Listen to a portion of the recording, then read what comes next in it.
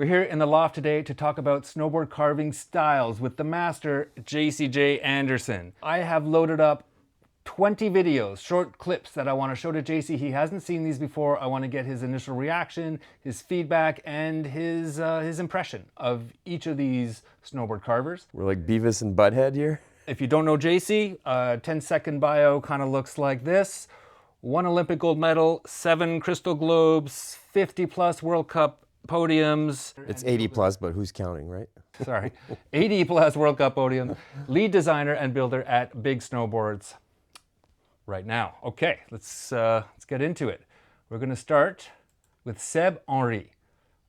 One of the best in his style, for sure. So we're just going to add a little parenthesis here. I'm from a performance background, which is racing, let's say, and just performance carving. So the reference points are way different than what Seb's doing here. But I would refer to this as sword carving. This is where sword markets their boards, and the riders seem to all kind of adhere to this technique. In performance snowboarding, board pressure is number one. Let's say when I coach, that's one of the first things I attack is board pressure. And in sword carving, board pressure, I would say, is greatly limited because they put so much of their weight on the snow. Their full body is splayed out. Bouncing around there too. And one way you can really tell what's going on is by looking at the board angulation. So angulation is how much you can get your board up to 90 degrees off the snow. So if the board's not at 90 degrees, yet you are fully splayed out like this, you know the board pressure isn't that much. I don't know to what extent, but it would be, let's say, 50%. Also, a lot of these boards have, let's say, I don't know, anywhere between 10 and 15 meters side cut, yet their radius is probably in the 30 meters. So they're not following the board radius. It's quite impressive, like how far they've pushed this, because what they're trying to do is really cement themselves to the snow and just become like an octopus to the snow. And you need a lot of, let's say, practice to get to this point. Sure. The negative, I would say, is the security behind this. You don't have much control as you're sliding down the hill like this. So you really need to have people watching out. You have to have eyes behind your head. And you'll notice that, yeah, wow, that is really cool. You'll notice that these guys are riding really soft snow right now. So it's not, I wouldn't do this on boilerplate spring refreeze. And if I may say, I mean, Euro carving was what we used to call it. Extreme carving, I think, is what they like to call it now. But this is a fantastic video that I find really inspirational. But if you watch that again, you'll notice it's one turn at a time. He's not linking them because it's so slow. He's dragging his body, he's slowing himself down. He doesn't have the momentum to come out and do that again, even though that run was steep. Absolutely. In performance snowboarding, you're linking turns no matter what. Okay, and here's one. This is just kind of comedy here, but which you can see here, I included this one to show that lying on the snow and carving are not always joined together. You can carve without touching the snow, and as this guy does, you can slide on the snow without, he's not even turning. Forget about carving, he's not even turning. He's going, look at the lines, he's going straight down, but lying on the snow. So they don't have to go together. Yeah, I mean, I don't even know what to say to this. The control is one of the number one things, like mastering the rebound, the grip, the edge grip, just the turn radius, the body positioning, so your feet, your knees, your hips, your shoulders, even your head. And this video showed nothing of that. So it's really hard to comment from a performance aspect. This one's a little, I don't know what this trick is called or what he's supposed to be doing, but this guy obviously aims to lie on the snow, and in that he has been successful. But when you see his board touch down, you see it bounce around like that. He's right. He's not in the car. He's not really carving. Well, why are we even looking at this if it's not carving? We're looking at different carving styles. We can edit that out later. Here's another guy. This is gangimasato, I think. But this guy also obviously aims to really get his body low to the snow. And he's got more of a carve. The board's not jumping around too much. You could see the bend in it. I mean, these are cool turns. There's more carving action here. You know, here he's getting like his chin to the snow. Yeah, we're going to go ahead and call this flying squirrel style. Flying squirrel style. Okay. Yeah, but so he's eating snow right there for sure. At least the board's carving. You know, he's getting a fair bit of angulation. It's a style that compensates for lack of hip flexibility because you, instead of using your hip and let's say even your knees throughout the turn, you're actually going to get down low and just bend at the waist. So bending at the waist limits the amount of lateral flex you'll get from your hips. Because your hips, you can move them forward, back, and side to side. Side to side is the hardest thing to do, but one of the most effective tools that you'll ever have for snowboard carving. That's interesting. Sometimes I bow at the hips when the things get rough, and it does sometimes help the board grip better, but from a style perspective, in my mind, it's kind of cheating. I want to be taller, straighter up. But, you know, to each his own. Everybody has their own style, and everybody absolutely has the right to their own style. And I would say this guy is a master of his style. Yeah, he's manifesting his right, his right to carve the way he wants. All right, what's next here? Okay, this one. Now, I'm sure you've seen some videos with some swinging arms. This one is really exaggerating the swinging arms. And this, I gotta admit, I just don't really understand what this is about. Well, it's probably just an exercise. It's not all okay. One big thing that I like to do is to display, once I lock in an edge, that I can actually move my body in almost any position that I want because I have such good edge magnification or magnetism to the snow. I wouldn't do it this way, but I want to show that I am in full control once I'm locked in. And so as an exercise, yeah, it could be where, okay, I want you to swing your arms, see what that's going to do to your board, because any body movement affects how your board magnetizes to the snow. And if you're swinging your arms, it will affect how the board is magnetized to the snow. This video I chose because I wanted to, this is also Hello Yoga, same woman. I just wanted to show she's actually no arm swinging. No arm swinging. So she did that voluntarily for reasons I cannot fathom. As an exercise. Yeah. Okay. Sometimes if you time arm swing also, you can get maybe a little extra pop out of your board. So once you get that good board deflection, that rebound, if you swing, if you time the swinging of the arms and the hips and the body, you can transition with a lot more direction change than if you did nothing and you stayed static. I see it sometimes like in the competitive videos and these technical climbing competitions that they have different places in Asia. For the short turns, the swinging arms does seem to be part of the required style to score high. But I admit I know nothing of that world, and yeah, there's a lot of disruption that happens with arm swinging, so you have to do it in a specific manner with a specific theme in mind. Like there's got to be a reason for doing it. I've seen racers do it too, almost like raise their arms in the transition, like really pop up high. Yeah, sometimes it actually helps to get exactly what I just described before, that rebound, accentuate the rebound out of your turn. Okay, this is Kento. He is also, one of the top carvers, one of my favorites. Oh, this is not Kento. What just happened there? Come on, don't do that. Here we go. Okay. Here we are, Kento. So he's got some ground trick styles. He's got some deep carves. He's got some cool videos. I like his style. What do you think? Yeah, well, as far as carving, it's hard to say this is carving. This is definitely buttering.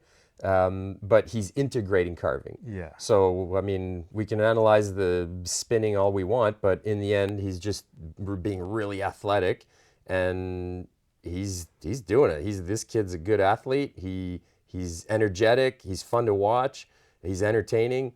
And if we just analyze the carves, he's a pretty good carver too. I don't see both toe and heel here, but Here's one we might get a better. But he got really good angulation. Good. I mean, you always have to look at the snow too. What kind of snow are they riding? Right. This is Kento again? This is Kento again. This is just more pure carving. Okay, so short turns, again, he's bending at the waist, but the rest, his board pressure is quite good. He's getting good board angle. He's looking like he's getting the radius turn that you would want to see out of that board. So his pressure is quite good, even though he's fully splayed out on the snow. And one thing I love to look at to see how comfortable the rider is his hands. So when his hands look relaxed and you see them kind of just flopping around a little bit once in a while, that's a good thing. It means this guy is mastering what he's doing. He's comfortable. He's not crisp he's not tense in all his muscle movement. So you want to have good, let's say, strong glute, thigh, core activation. But you definitely don't want, let's say, your hands to be all fired up rigid. and rigid. I've seen that in some carvers for yeah, sure. so when you can, you relax the arms as much as possible, and that tells me what frame of mind and let's say what state he's in as he's riding. Right, that's a good one. I like it. But yeah, if anything, this guy's great though, and this style, because his radius is so tight. You can reference what's called dumping, which is when you get into position too quickly and then you hit the snow. So he does controlled dumping, if anything, where his dumping doesn't affect the turn that much. So between the bending at the waist slightly, it's controlled. The dumping is controlled. Like, this guy's a pro. I like what he's doing. All right, let's go. Who's next here? Rama. Rama is more Buttery style, but great carver, and I think he was really influential in carving styles in Japan. It's pretty cool when you can see someone even out the switch riding and the regular stance riding, and that they master both. He seems to be all right at both, but again, there's a lot of buttering involved. It's not just pure carving. And you can tell his board's just not up to par with what he would need to have pure carving abilities here. It's a free ride board, and he's making it carve as best he can. I noticed that he rides very soft boards because he does all this buttering, and it's suitable for this. If he wants to ride that run in that style, that's a suitable board. Yeah, exactly, for buttering. So there's just nothing really, because you can carve almost anything to a certain extent. So again, we look at board angle, we look at even his angulation, and it's, I would say, minimal. You know, he can bring that board up to, on average, 45 degrees. Once in a while, he can bring it up to close to 90 degrees, but generally not. Yeah, you can see he's got less board angulation than Kento did, for example. Yeah, exactly. But he really sets up his buttering with the carve. Which again is, it gives you pop. So when you really nail that carve, that magnetism and that purchase, you can do way more coming out of it. As in, you get energy from the board, you get pop from just body positioning, thrusting of certain body parts, and it's pretty cool. Again, athletic and respectable. Totally. He's very athletic for sure. He's got a bunch of paddleboarding videos too in the summer. Oh, yeah. River paddleboarding is great. Cool. So I chose this video in particular because we're sort of transitioning to the ground trick section of our videos here, okay? Oh. Because the carving in the last, 10 years, whatever, maybe since Ryan Knapton, who was much more influential in North America, whereas Rama had the influence closer to home, these ground tricks have become integrated with carving. So I kind of think, and I would like to draw a distinction here, even though, yes, it's a big gray area, but I think one could potentially draw a distinction between like performative tricks on one side and on the other side, tricks that really feel good. So it's hard to, because it also feels good when you get the applause from the chairlift. So it's hard to really draw a straight line. But let's imagine you're a billionaire and you have your own private mountain and your own private helicopter and your own private grooming machine, and you never intend to ride anywhere else. You're just riding for yourself. So in this case, how are you going to ride groomers? Are you going to be flipping and tricking? Is that going to be part of it? Does that really feel good? Or do you just want a big board and lay out massive carves? I don't know. And I don't want to judge anybody, but I just kind of want to drop that distinction in there, because when we get to some of these ground tricks, here, I'll show you this one, for example. It's like, this is quite obviously performative to me. Watch this guy. Like, what is this? This guy comes out of this, he definitely has snow down his pants, and it's like, why? Is that nothing to do with carving, nothing even to do with snowboarding? That's cool. It's like breakdance snowboarding. Yeah, it's cool in its way. I like it. But like I say, guarantee he's got snow down his pants right now. If you want to bring ground tricks into your carving, this is Wang Ziyang. And I mean, this is what, like a rodeo 540 from a standstill. That's impressive. Yeah, I mean, this guy's That's like gymnastics, man. Exactly. Amazing. So for me, it's I've like, never seen this. you know, people say, oh, why don't you do any ground tricks? It's like, well, I'm never going to be Wang. Well, it's a different subject. We're talking about carving. This is like athletics and breakdancing and... Yeah, but carving and ground tricks kind of go together these days. No, they don't. Well, maybe not for you and me, but you can integrate it, but... For a lot of people, they are integrated. Your carving...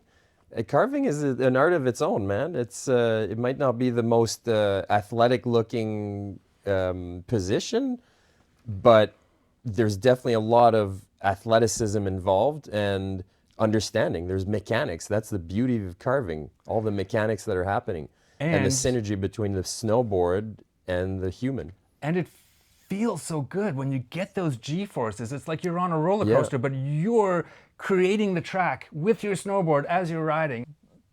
Back to the performative versus the feel-good, right? And yeah, I mean, Wang is another level altogether, but to me, a lot of these ground tricks are a bit more towards the performative side, in my view, and really don't have a lot to do with carving. So, this one here, this is me, okay? This is a ground trick, if you like. I don't know. To me, it's a carving trick. This trick I developed... I think this is a carving trick. This is a carving trick. But this I developed because I didn't want to break at the end of the run. I have some momentum. I still have some kinetic energy. I don't want to just break and stop. I came out to carve. So I'm going to squeeze every last piece of, you know, shred of G-force I can out of the turn. Yeah. And over time, you know, it went from 190 to 270 to 360 to 540, and that's how this developed. And that's why you see me do so many more toe sides than heel sides. The heel sides don't feel as good. They're awkward to stand up from, but the toe side feels amazing. So this, again, I'm just trying to draw the line between, like, you know, what feels great and what's more performative. Yeah. And on that same subject, I want to show you Lars Horstmann, because this guy... Oh, don't tell me. Oh, come on. What is up with that? Is this AI? That's definitely AI. No doubt. This is Lars Horstmann. And in my opinion, these are just classic soul turns. This guy loves to turn. And, you know, he's not doing ground tricks. He's doing what feels good to him, and I think, you know, Lars is the salt of the earth, a real just dedicated carver, gets out there every day, loves to ride, loves to carve, loves to help people make progress with their carving and their riding. So this to me is on the feel-good end of the spectrum. Any thoughts on Lars? Yeah, absolutely. He does a great job for the community, and what comes to mind when I watch that video, well, the previous video, was how the human adapts to the equipment. Mm-hmm. So the way he was riding, you could really tell it was adapted to how the board wanted to ride. Just a lot more of the hooking at the end of the turn. The direction change was happening at the end of the turn, as opposed to the beginning. So the beginning of the turn was kind of just getting in position, and then as he drove through the turn, you could see the board hook at the end. Well, super interesting. So it just kind of tells you what type of board he's riding, and that the human can adapt very well just by feeling what's under his feet. So you need really good athleticism, really good touch. I like watching this. Yeah. It's good footage. Soul turns, for sure. Okay, next on our list here, Oh, this one is interesting. This one, okay, well, all right, let's start with Casper carver. This video is about 15 years old. And with all the popularity these days, with the ground tricks, the switch riding and all this, I thought, you gotta see Casper. This, circa 2010, but he'd been doing this is Alpine. At least 10 years before this. But he's doing all this switch riding, all this stuff, way before anybody ever heard of Ryan Knapton. Like back in people, sorry. Let me start that phrase again. He's doing this switch riding, these nose rolls, all this stuff before it really became popular. He's doing it at extreme steep angles with a very tight stance in hard boots. No carving, soft boot, carving style video would be complete without Ryan Knapton. But before we get to Ryan, I'd like to show you this guy. This is Giulio Piccinini. Sorry. Anyway, this is a cool video. No one can carve with soft boots as well as hard boots. Well, hold my beer. And this, I think, is, he goes by the Carving Professor on Instagram. And I think he rips. Yeah, this is good carving. The first thing I see is all the board pressure.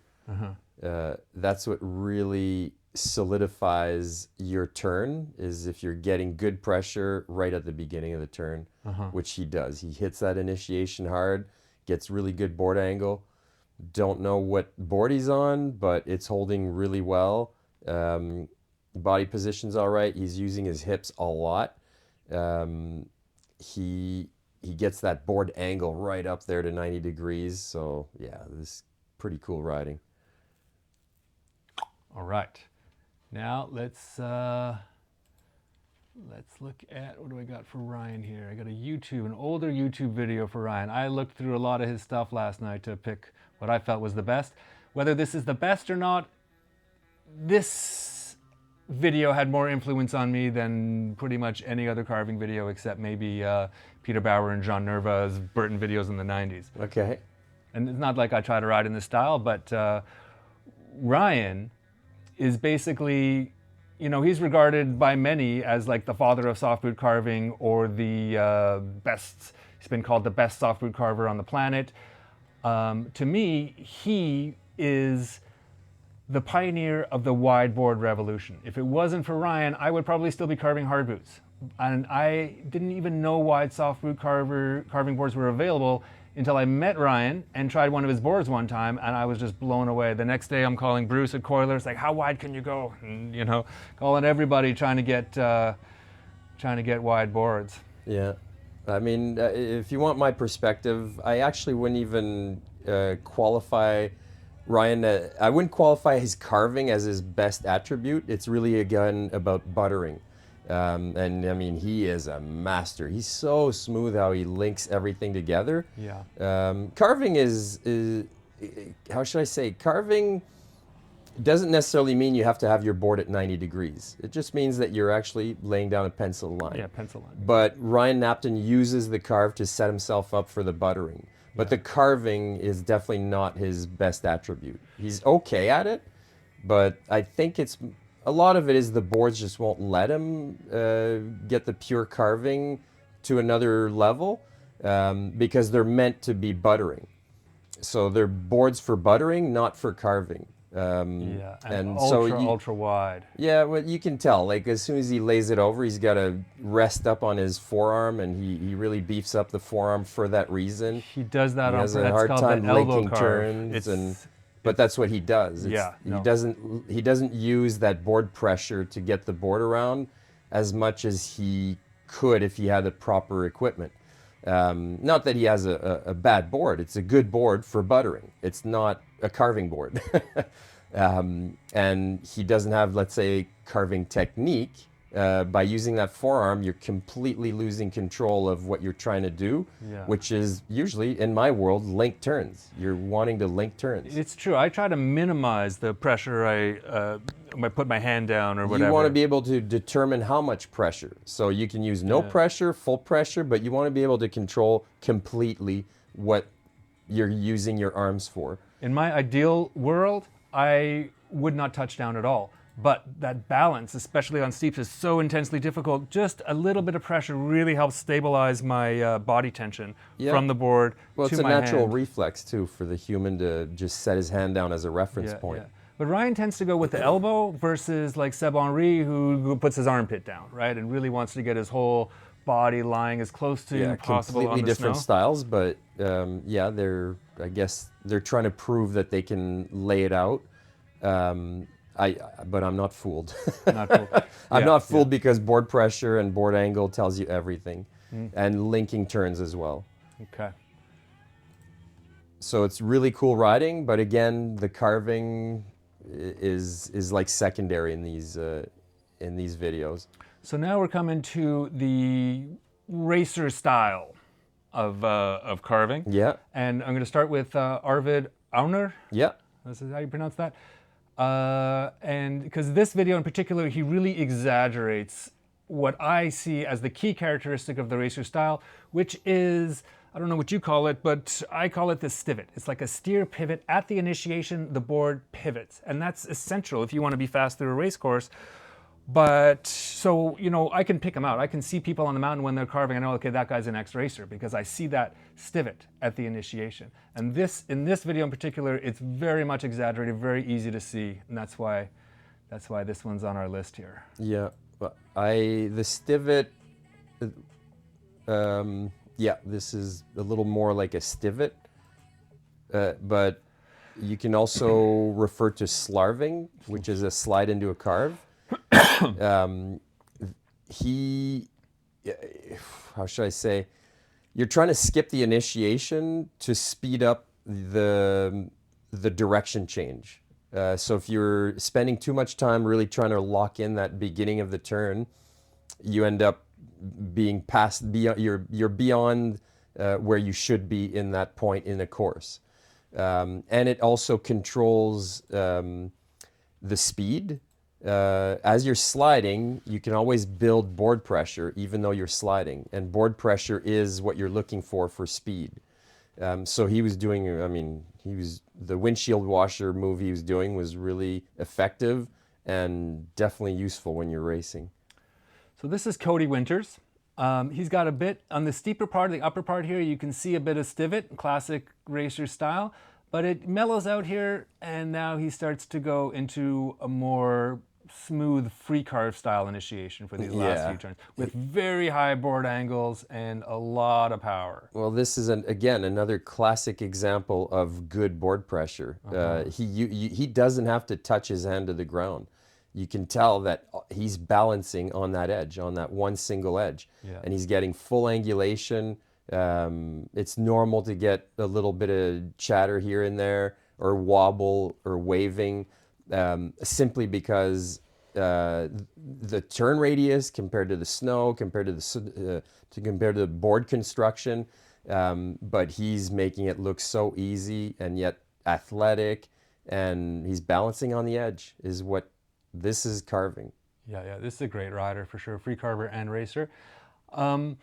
This stivot that he's exemplifying at the upper part of this run, yes, it's a racer technique. Yes, it's not, from a style perspective, maybe it's not perfectly beautiful, but you know, everybody has their own perspective. Well, it sets you up, but he doesn't stivot this whole way down. He's fully initiated, and you can see right there at the top of these two turns, he's definitely swinging that board around. He's swinging it around, but it's not a stivot. He's actually nailing that initiation fully.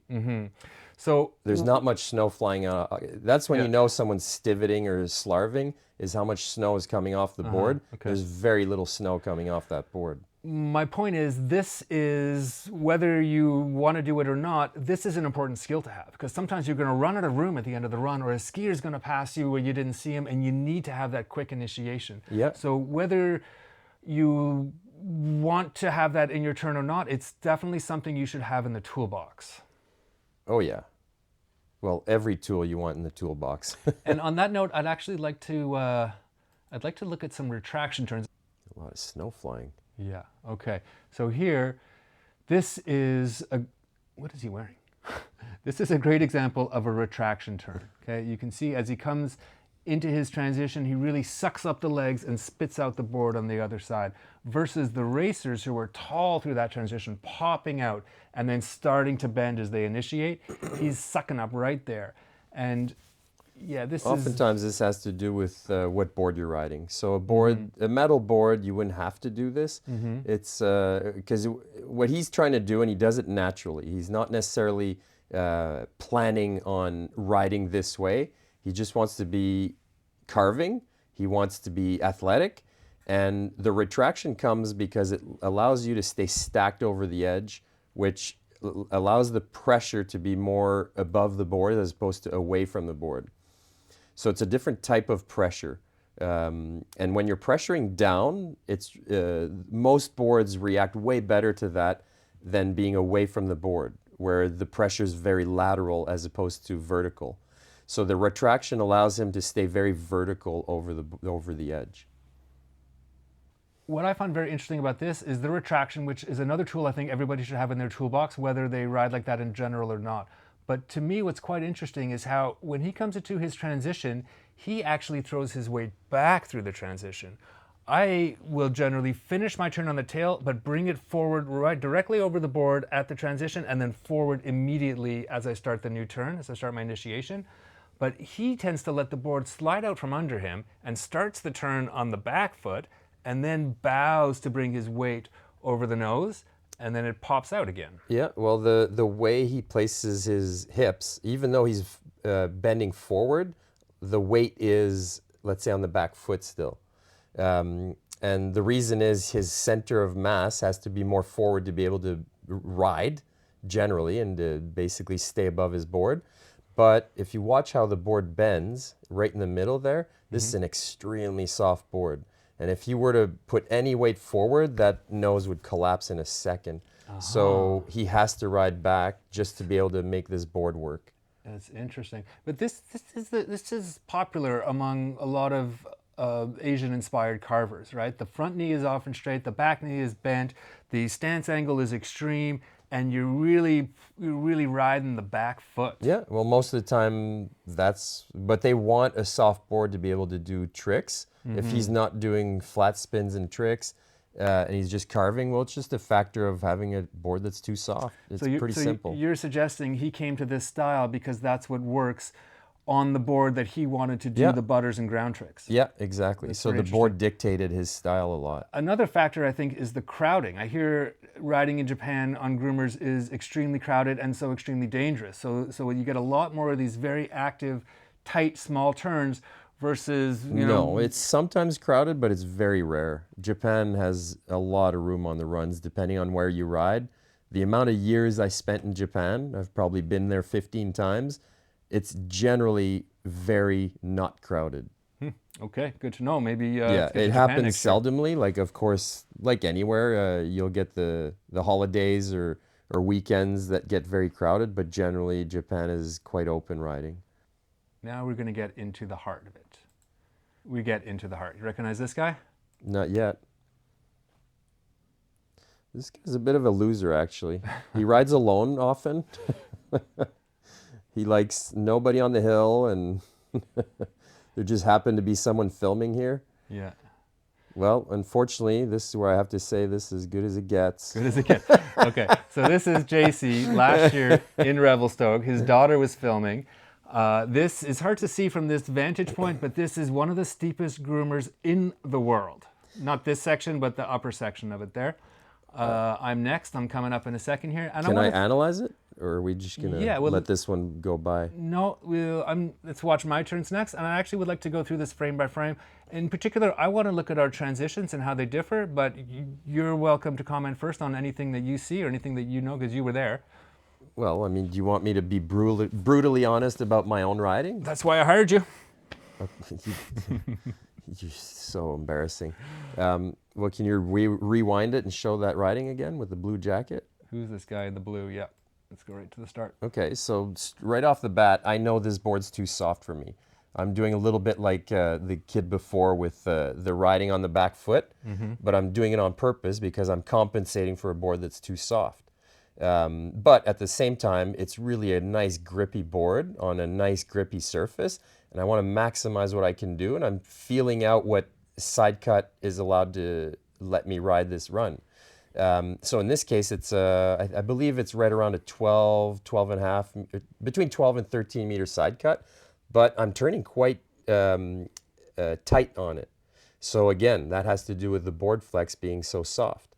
And I'm playing with it with how I'm leaning into the turn on the heel side, on the toe side. And I'm trying to see what the board allows me to do while still making it look good, or letting it look good, let's say. Mm-hmm. And then the guy in the red jacket, we've discussed this before, so it's nothing new to you, but that double hand touch on the toe side and heel side really is a twisting maneuver. So it's not, I definitely don't adhere to that, because you lose control of the board when you're in that position. You're kind of forced to keep going the direction your hands are leaning. People do it because they think it looks good, but you always want that counterweight with the back arm allowing you to stop or move at any point in the turn. Yeah. So once you're committed with the two hands, you're done. So you see the back arm counterweight up here. Jasey has a unique ability to get his hips into the carve, but open his shoulders in the opposite direction. Yeah. But again, you need that counterweight to be able to decide if there's a little kid in the run or someone that's screaming down, you realize you're going to run into them. Yeah. You got to be able to just shut it down at any time. Yeah. But that counterweight allows you to do that, and it basically takes weight off the inside of the turn. So when both your arms are on the inside of the turn, you're committed. When one is out and counterweighting, you're half in, half out. Yeah, I find it is. I'm definitely committed, but I mean, I never really considered opening the shoulders until I was riding with you last year, and you started pointing it out. But to me, when I get both hands down there, I am committed, and this board will stick and will come around.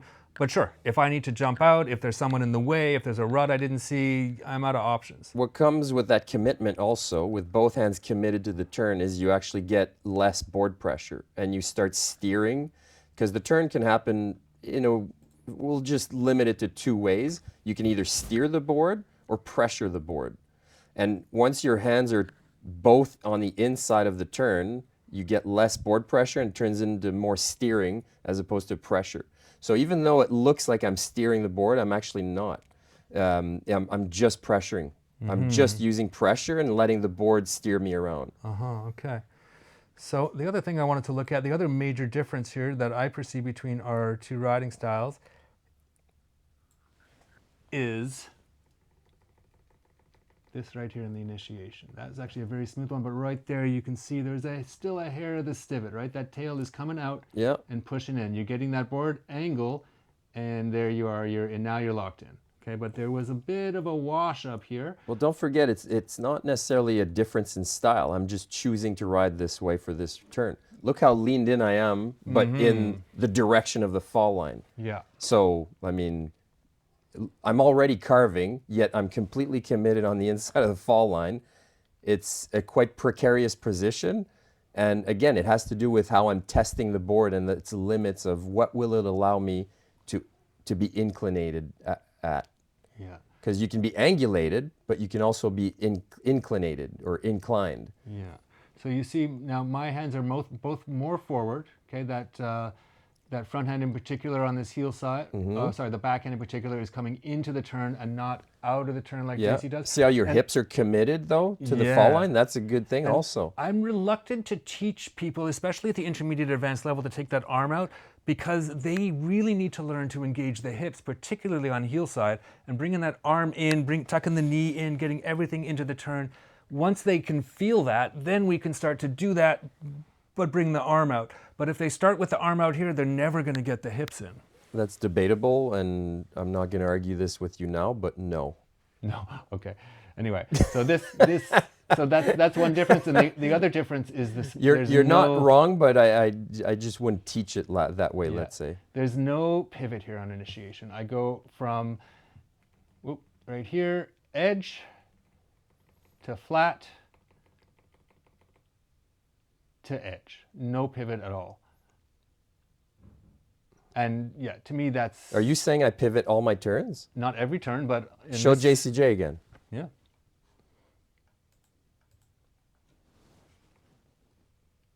Okay. That one, just a hair. That one No. I'm telling you, the board's too soft.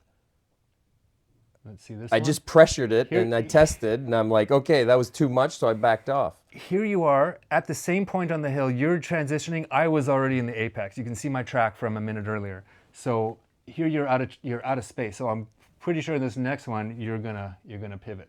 Let's see. You're probably There it is. right. There's a pivot. A little There you bit. go. 20 degrees, 30 degrees. But I mean, it's a great technique. And it's something I'm not actually great at. Well, I just integrate it. I'm not riding with a stivot every... Look, I'm climbing the hill there. Yeah. Okay. But there's a 30-degree stivot right there. Okay, how many times have I ridden this board? How many times have you ridden your board? I'm not saying This is the first time I've ever ridden this board. is that. I'm not And saying I'm it's- compensating in a bunch of different places, but you're trying to peg that I stivot every turn. That's totally false. What I'm I trying to say use stivot, is but that I don't stivot every turn. I integrate okay. it. What I'm trying to say is that the stivot is a classic racer style move. It's just a tool that we've mastered. Yeah. I'm not You're judging. trying to make it look like, oh, look, I don't stivot. No, I'm trying to demonstrate the differences because I actually watched this a bunch of times. And this before. run is after 2 years hiatus on a board I've never ridden. Look, I don't need your excuses. Okay, you want to stivot, you can stivot all you like. I do stivot, and I like the stivot. Great. But you don't peg me that I stivot every turn. I didn't say every turn. Well, you're like, oh, I don't stivot, as in it's a bad thing. It's not a bad thing to stivot. I just said earlier it's an important tool to have in the And toolbox. first of all, yeah. I don't stivot. This is slarving, okay? It's a slide into a carve, and it's a slight adjustment. It's not a stivot. Stivot's a whole different move. So when we looked at Arvin, He was stivoting. so what's the difference? Well, one's a slide into a carve. The other one's a complete lift into a carve. Like spinning the whole board versus just sliding the tail? Like what's the... Yeah, you're allowed to touch the snow with your nose, but a stivot, you're touching the nose on the snow, Yeah. and you lift the tail up. That's a stivot. Okay. A slarv, the board is touching the snow the whole time. The whole board is always touching the snow. Okay. Yeah, I didn't know these terminology. We'll look at it again. We'll see if it's a stivot or a slarv. Well, I can see it's obviously it's what? a slarv. Yeah. Because your board is So I touching. slide into a carve. But also, it has to do with the flex of the board. It's not that I'm intentionally doing it. It's just if the board's really soft, I literally can't carve into it.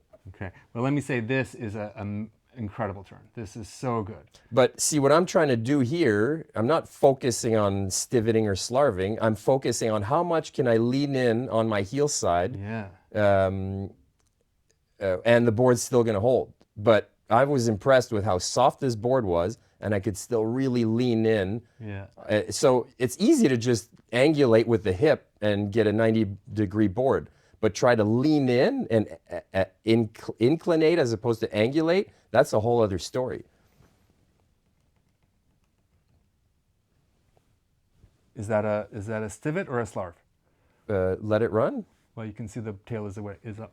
Well, we're not in the turn yet. So that would be considered slarv. But again, it has to do with the flex of that board. So I did slide into it. It's a slight stivot, but that's a gray zone. I would call it more of a slarv than a stivot. You're kind of splitting hairs here. Well, I didn't know there was a difference. I'm learning. Well, a skier usually stivots, and that's why you're using that terminology. Oh, is that where that came from? And snowboarders sometimes stivot, but they usually slarv. So, like so many carvers did, I grew up basically carving on my own, nobody around. The only videos that were available were basically Burton videos in the 90s. And although I had a lot of influences at that time, people I saw around and people I saw on video, there was nobody that I looked at and be like, oh, I want to carve like that guy, or I want to turn like that guy. So, you know, my style, I kind of developed somewhat independently of like strict influences or particular people I was trying to emulate. What I would call it now, and we refer to it as pencil line, but really, I'm not necessarily trying to lie on the snow. I'm not necessarily trying to maximize G-force. I would call it high angle carving. High edge or high board angle carving.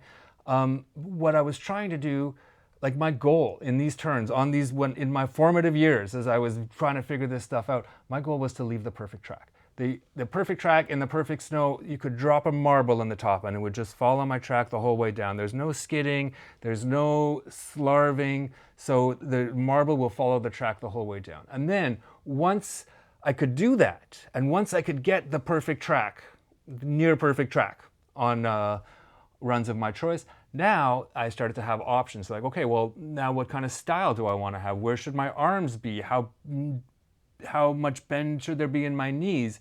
Yeah. And the other, I think, big influence on my style, when I was started carving full-time all winter, I was also all summer a full-time rock climber. And for climbing, if you climb something efficiently, you make it look easy. That's just the way it is. You don't, even though you're maybe at maximum effort, to an observer, it looks easy.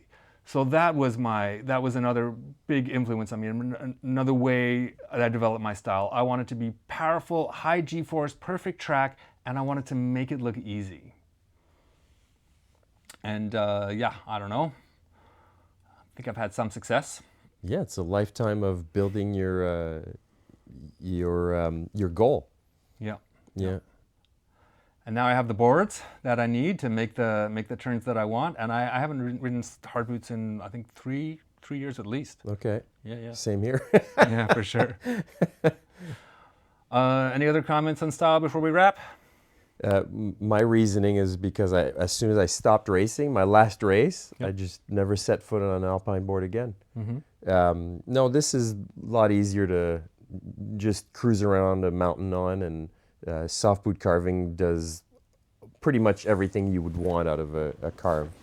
I would agree with that. I mean, sure, you can go faster and create more G-force on a hard boot setup, but you're so restricted. You don't have the organic feel. You don't have the versatility where you can jump in the woods. Even if you just jump in the woods to take a leak on a hard boot carving board in the Revelstoke powder, man, you're going to get stuck. Yeah. They just sink. Yeah. There's a lot to be said in carving. I mean, we didn't even scratch the surface here, but like the flying squirrel and the sword riding, and oftentimes the Asian carving community will ride with their butt above their heads. Mm-hmm. When you start analyzing all the different styles and why they do it, why it's right, why it's wrong. In the end, it's got to be fun. They have to be passionate about the way they're riding. But it's important, I would say, just to conclude, like, my perspective on this, is that the way you use pressure, the way you use efficiency and control to be safe, but control is a big thing about carving. If you're going to slarve a little bit, if you're going to fully carve, fully commit, if you're going to change your body position, if you're aware of your surroundings, all that has to be factored every single turn. And in the end, that's why you would see me riding the way I ride, is because there's so many factors that come into it. I'd like to show you one other thing before we wrap. All right, check this out. This guy, total beginner, gets too far over the edge. Well, that was a carve. That knocks out a skier, but yeah, that's the point. That was the carve. That's what happened to me too. I didn't knock out a skier. No one got hurt there. Yeah. I love the way he just shakes his hands like, okay, mission accomplished. I'm done. Time to go home. Knocked him out. That's my goal for the day. But this without the skier, this is what happened to me. You know, back in late 80s. I got too far to the inside, but the board hooked up and came around. Yeah. And that's what addicted me. And then for 20 years, I was trying to figure out how to do that on purpose. Yeah. It's pretty funny. I hope no one got hurt here. For sure. But you can tell it's crowded, and this guy's just learning. Yeah. You can tell by the backpack. Oh, I hope he didn't. I hope he kept at it and stayed perseverant. Yeah. It is a fun sport. All right. Well, I have to say on that note, I want to thank James for doing what he does for the community. You do a good job, bud. You too. Thanks. Great riding with you this week. Same. All right. Yeah. Thanks, YouTube. See you soon. And we're out. Is this thing still recording? It appears to be. Stop.